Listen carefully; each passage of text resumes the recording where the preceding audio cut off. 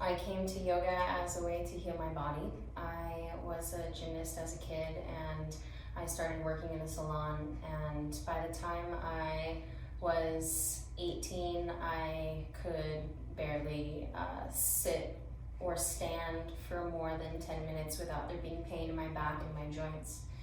And so I was working behind the chair in the salon, and a client of mine said, "Oh, you should go up the street and do this yoga." And so that was the start of my yoga journey. It took me maybe 2 years to really feel like the practice had completely transformed my body, and I was, much less in pain than I was, but I was also more aligned in myself. I had gotten off of all of my sleeping pills, all of my antidepressants and anti-anxiety medication in just 2 years of practice. And not that that's recommended, but that was the journey that I was on, and my yoga practice made that happen for me.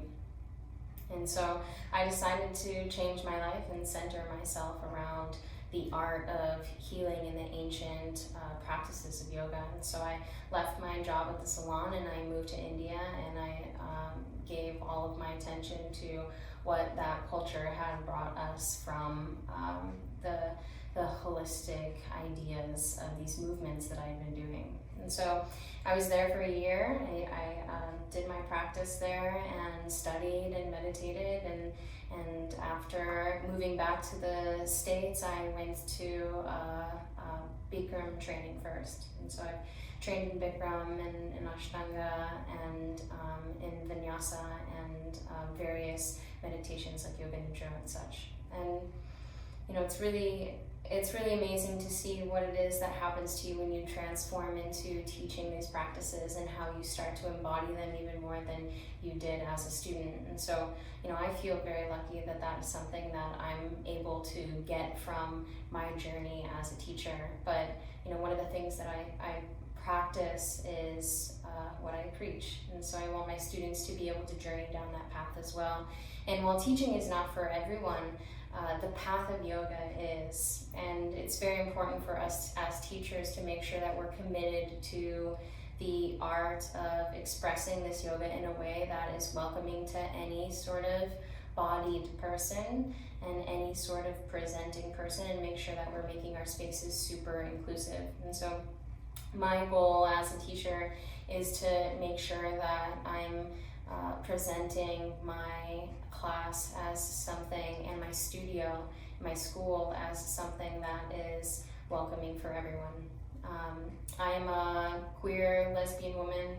I had a really hard time integrating into my first yoga home because I didn't see anyone that looked like me or acted like me, or I'm kind of a rebel yogi. I'm gonna walk into your space and be like, namaste. I'm like, hey, yo, what's up? And to be able to be really human and recognize that that is also what yoga is. And the really zen, soft-spoken yogis, they're also what yoga is. But that's not it. We are humans in the human form, and we are presenting and telling our stories in all of these different magnificent ways. And we need to make a space for that. So, one of the beautiful things about the yoga practice is that it centers us in ourself, right? And so a lot of us that have struggled with gender identity or sexual orientation, or really figuring out how to come into our own, have needed that ability to fall into who we are at some part in our journey of discovering who we are in ourselves. The yoga practice itself is usually, you'll see it as asana, right? That's the way that everyone looks at it. It's postural yoga. There's people moving their bodies and putting their legs behind their head and all that. But there's so many different things that we do in yoga practice to center and to be aware and to find our breath and to liberate our bodies. And it's not just through asana. And modern postural yoga right now is really centered around the being able to do more and being able to handstand and getting more flexible, and that's not everyone's journey. And while that is something that I teach and I really love, like, I'm an ex-gymnast, so of course I really love to move and I love to use my body. But as I have arthritis in my neck, I have arthritis in my lower spine, my joints, my body is better, but I still have aches and pains as I age, as I get older. And so I don't want to do whatever it takes to maintain a handstand practice or something. I want to be able to move through this life and age with grace. And so that's really what my presentation of this yoga is, and what we do in our studio. It's a school. It's a yoga studio that is a school. We're there to teach you the beauties of yoga practice, no matter where it is that you're coming in from. And it's challenging right now. So, a lot of us are quarantined in our home, and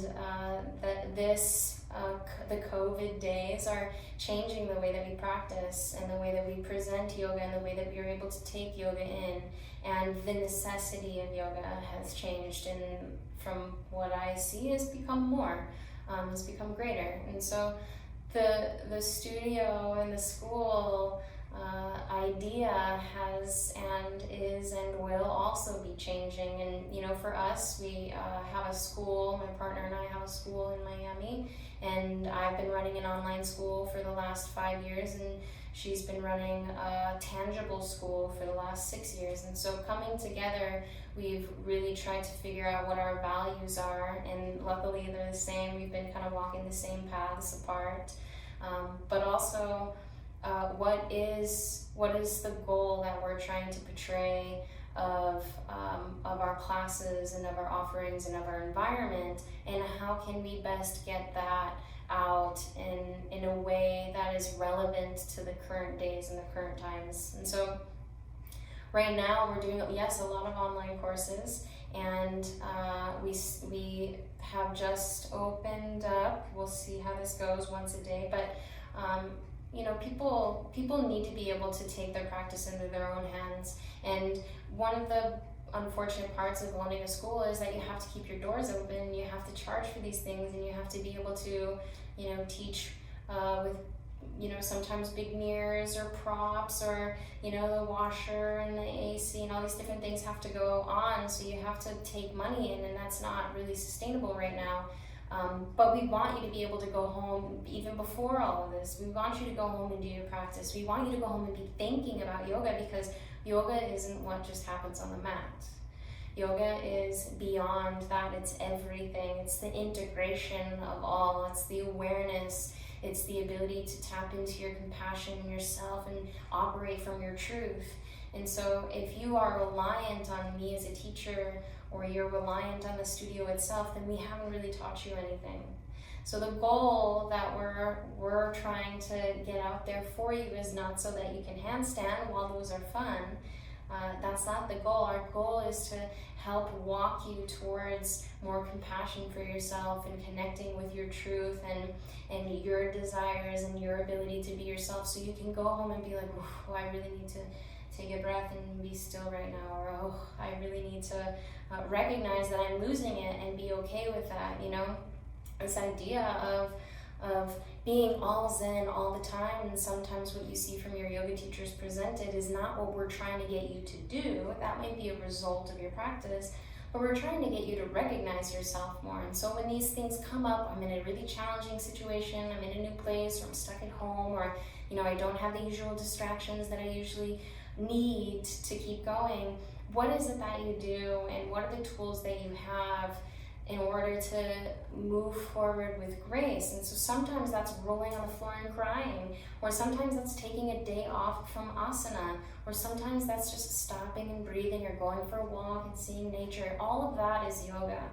And in that way, you start to ride the waves of life. And you should never expect life to just be this really smooth groove flow through, because nobody's life is like that. It doesn't matter how much yoga you do, that isn't it. But if you can keep awareness and keep compassion and keep a steady breath through the tides, then you are a practicing yogi. And so that's kind of the idea of a yoga practice, and the idea of what we're trying to get through and I'm trying to get through in this mission is to get us away from the restrictions of what a yoga class looks like. That come in, work out, do your down dogs, take a knee to the nose a million times, and then shavasana. The idea is a lifestyle. That's what yoga is. And while things are changing rapidly, our ability to access studios is changing, and our ability to access teachers is changing, and for a lot of us becoming greater because we're all available online now. We need to make sure that we're being inclusive, and we're recognizing who's coming into our spaces, and we're opening it up to everyone. And it doesn't matter your sexual orientation, your gender, your race, your economic background. All of this stuff is for you. It should be accessible to you. So it's really important that we do that. Unfortunately, I haven't seen. I'm a white lesbian woman in the U.S., and I walked into a space and immediately recognized that there was nobody like me there. And so to just imagine for my Black and brown brothers and sisters and everything in between, every gender, walking into a space and looking around and not seeing any sort of representation, we're at a fork in the road right now. And studio owners can either prioritize diversifying and opening up their communities to the wide range of humans that exist in this country and in this world, or we're going to fail as a system of practice. This isn't a white world, the yoga world. This isn't a world that's just for one or for the other. This is a place for everyone to integrate and everyone to equalize and everyone to commune and see that we are connected in a way that is beyond our stories. And it's very common that yoga people or spiritual practices will say, well, we're all one, and of course we're all connected and all the same here. But unless that is seen, the first thing you see, unless it is seen, nobody is walking into a space and for the first time ever, new to their body, walking in and being like, wow, everyone is one here. That's not really it. We have to recognize the environment that we're living in, recognize the humans that we're interacting with, and represent what we want to see come out of this practice. Represent hiring-wise, teachers, desks, demographic, where we put our schools, how accessible they are to public transportation, or parking, or what we know about getting to the studio through public transportation or whatever it is. That is what's going to diversify our studios, our spaces, our practices, and our classes in order to get us the community that we want to see. We want to see the world change. We want to see the world come together. We want to be able to feel like one. We want that, but we have to be able to be open and welcoming to all. So, my mission as a teacher and a practitioner is to make sure that this practice is accessible to everyone. And my vision for the future is that it is. And while we transition to being accessible in a different way, and our studio atmospheres start to look different and change, I really hope that we find a little more grace in being able to do that and not cheapen the yoga. That doesn't happen by lowering the price or the cost.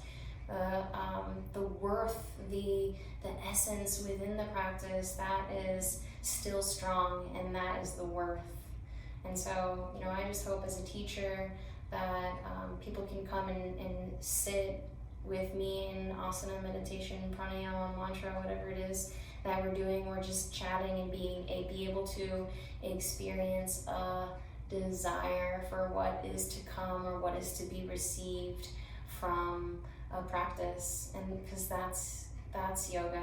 The beauty of yoga is the transformation and the communion that comes with ourselves and our ability to be compassionate and with others. And so that's That's yoga. It's really simple. Complex, I suppose, but really simple. I hope that you want to practice, and I hope that you can find your way to a mat, a cushion, or to the trees someday.